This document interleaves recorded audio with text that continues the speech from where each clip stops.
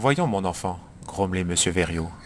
Vous vous agitez tant que vous nous fatiguez et que nous ne dormons plus. C'est sans doute que vous n'avez pas la conscience tranquille, murmura doucement Roselyne, tandis que son tuteur pâlissait. Tiens, tiens, pensa-t-elle, j'ai touché juste. Mais que diable fait-il pendant ces perpétuelles absences? Un matin, Rosine se réveilla dans le silence. La rumeur du torrent et celle du vent s'étaient tues. On se serait cru dans le royaume du sommeil.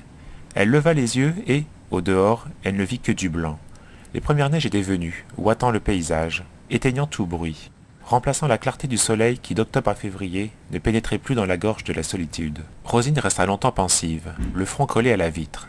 Combien de temps durait cette existence cloîtrée? La neige bientôt emprisonnerait la maison.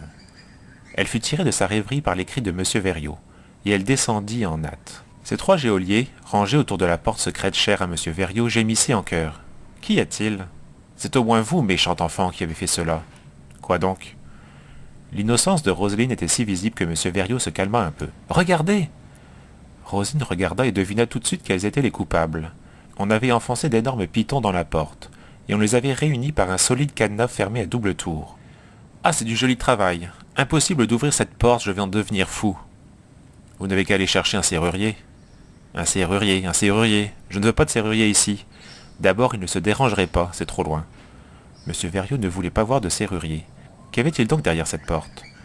C'était d'autant plus difficile de le savoir qu'elle était maintenant fermée en dedans et en dehors. « Ah, si je savais seulement quel est le bandit !»« Tiens, murmura Madame Verriot, une pervenche là, dans la rainure, une vraie pervenche ?» Rosine saisit la petite fleur. Une jolie pervenche de cerf, à cette époque, c'est un luxe. « Qui a pu l'amener ici ?» demanda M. Verriot. « Ben, fit Ernestine, ce sont les gens qui ont amené le cadenas. Alors vous croyez donc qu'on entre ici comme dans un moulin? Faut bien croire.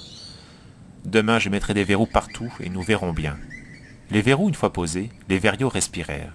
Ils avaient réussi, à coups de marteau, à démolir le cadenas, et ils étaient presque de bonne humeur.